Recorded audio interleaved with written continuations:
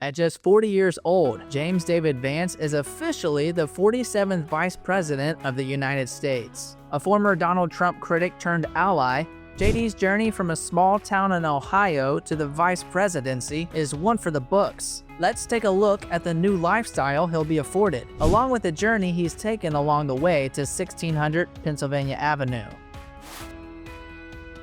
Now that Vance is the Vice President of the United States of America, he's entitled to a lot of benefits, and I don't say that lightly. In addition to his annual salary of $235,000 and pension upon leaving office, he will be provided a Boeing C-32A aircraft for official travel. For shorter trips, he'll have access to Marine helicopters. On the ground, the Vice President's motorcade includes armored vehicles fitted with advanced security features to make sure he is safe during transit. Speaking of security, he and his immediate family will receive round-the-clock protection from the U.S. Secret Service during and for up to 6 months after their term. And as if the luxurious Vice President's residence wasn't enough, he can utilize various White House facilities such as the cinema, bowling alley, and basketball court with the President's permission. Let's not forget the Oval Office, which he now gets to call his office whenever he'd like. Well, anytime he liked that President Trump isn't in there ordering Diet Cokes with his personal valet button. JD mentioned, just in passing, I've never stepped foot in the Oval Office before. It's remarkable. And I said, brother, I gotta film this. So I just posted on social media a while ago. JD Vance was born in Middletown, Ohio in 1984. The 1980s marked a time when the media began portraying Ohio as the quintessential American city that was far from glamorous but represented the everyday American experience. In Vance's life, much like the portrayal of Ohio, was anything but glamorous. Vance grew up in a working-class family, which meant for most of his childhood, he saw financial instability. To make matters worse, his mother struggled with addiction, and his stepfather was abusive.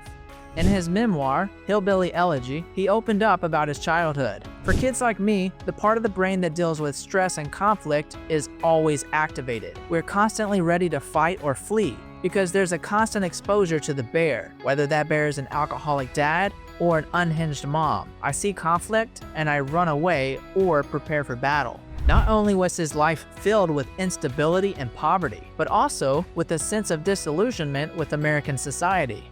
In his memoir, he also portrayed what it was like growing up in a Rust Belt town during the 80s and 90s. He talked about his family's struggles to make ends meet and how that changed his view of America.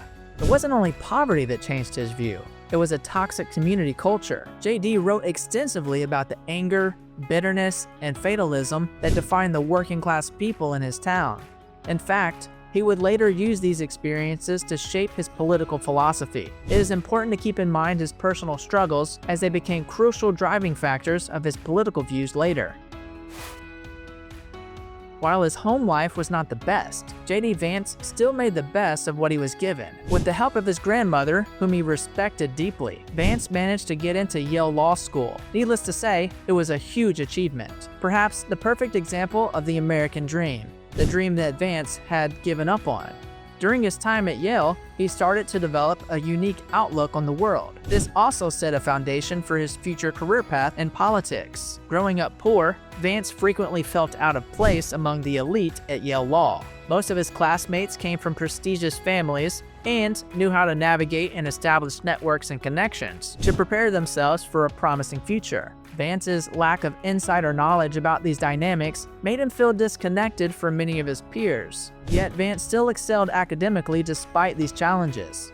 He was intellectually gifted and open to diverse opinions. At Yale, he worked at trying to bridge gaps within the political divide, attempting to be a neutralizer between the conservative and liberal groups in the institution. It was also at Yale that he met his future wife, Usha Chalukuri. He was smitten by her intellect, and she became a guiding figure in his life. After graduating, he worked in Silicon Valley and as an investor for a short period of time. But despite his success, something kept calling him back. He was torn between the elite, successful world he had become a part of and the struggles of his family and hometown. During this time, his political views kept evolving. In the 2016 election, he openly declared his disapproval of Donald Trump. He even became a vocal critic of Trump in the following years. In 2016, JD Vance came out with memoir Hillbilly Elegy. Not only did it instantly become a bestseller, it also put him in the national spotlight and was later adapted into a Netflix film. The book was a cultural phenomenon, but came with its share of controversy. Hillbilly Elegy wasn't just about Vance's life. It was an expose of the disintegration of the American working class, especially among white, rural communities. The book was heavily inspired by his personal experiences and talked about economic shifts, deindustrialization, and social problems like addiction and family breakdowns, which had destroyed his community. While his personal story resonated with many, some viewed his memoir as a one-dimensional and overly pessimistic portrayal of working-class life. Critics felt it was too simplistic of a view and that it placed the blame entirely on his community for failures, rather than addressing the deep-seated systemic issues. But perhaps the most important thing that came with this memoir was his political transformation. His memoir offered a lens through which his appeal to certain Trump supporters was understood. His story helped explain why many working-class people in economically struggling areas, especially those in regions hit hard by the decline of manufacturing and industry, found Trump's message appealing. This connection that he formed with many Trump voters paved the way for his political career. His political philosophy has evolved over the years. In 2010, he was more of a moderate. He criticized both parties, often lining up with more progressive positions. But by the time he ran for Senate in Ohio in 2022, his views had shifted hard right. He eventually fully accepted Trump's political ideology, but this move was considered opportunistic by many of his former classmates at Yale and a small part of the public. Many saw this political move as something he did to appease the conservative establishment for his benefit. In fact, in the last few years, he has even distanced himself from Yale, claiming the institution is too liberal. He criticized his alma mater for its liberal bias and what he describes as the totalitarian atmosphere for conservative students.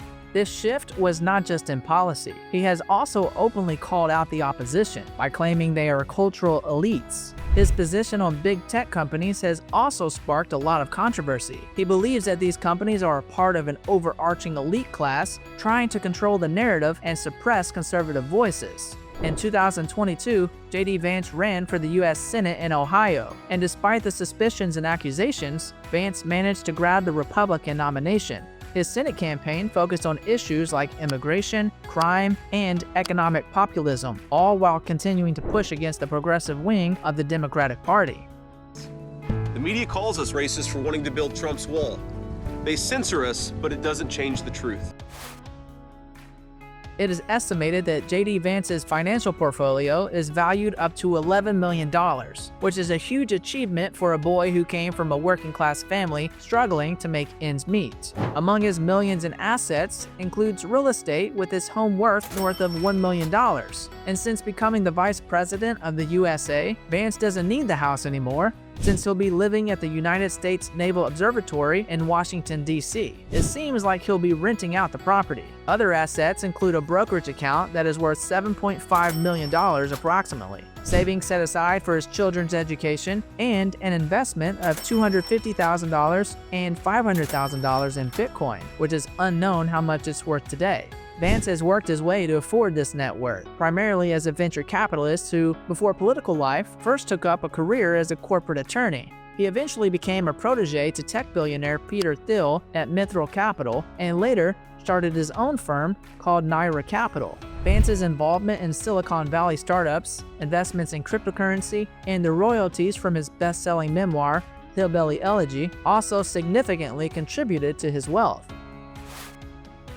If we take a look back at Vance's childhood home, it's a charming two-story detached house with a porch on McKinley Street in Middletown. The house, valued at around $220,000 today, was considered middle class during Vance's childhood and has since undergone renovations. In 2014, the couple bought a white brick row house in Washington, D.C.'s Capitol Hill neighborhood for $590,000. They purchased this property when his wife Usha was clerking for Brett Kavanaugh. The house is now rented out to a tenant who described the couple as responsive landlords. It was reportedly rented for $3,700 in 2023.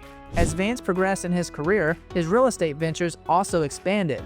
After the success of Hillbilly Elegy and its film adaptation, Vance and his wife purchased a historic home in Cincinnati's East Walnut Hills neighborhood in 2018. The couple paid $1.4 million for the beautiful property, which overlooks the Ohio River. It spans over 6,000 square feet and sits on 2.29 acres. The house takes elements from mid-century Gothic revival and high Victorian Gothic architectural styles. The house was a significant upgrade from his childhood house. Just last year, in February 2023, Vance bought a $1.64 million house in Alexandria, Virginia, in the Del Rey neighborhood, a progressive community near Washington, D.C. The 5-bedroom house is located on over 2,500 square feet and sits near a park. The residents of the neighborhood were reportedly not aware of the Vances' presence. However, it was also reported that some residents who knew the Vances did show disappointment over his political positions through symbolic protests, like hanging pride and transgender flags near the property. With JD Vance now elected as vice president, he and his family will make their home at the official vice presidential residence, No. 1 Observatory Circle, on the grounds of the United States Naval Observatory in Washington, D.C. This property was constructed in 1893 and was supposed to be for the superintendent of the Naval Observatory. However, in 1974, Congress approved its renovation to serve as the official home for vice presidents, since the cost of securing private residences had simply become too high. The building has a white Victorian structure, which is the perfect blend of elegance and practicality. It's located at a distance of about 2.5 miles from the White House, making the commute convenient, but still offering more privacy and security than most private homes.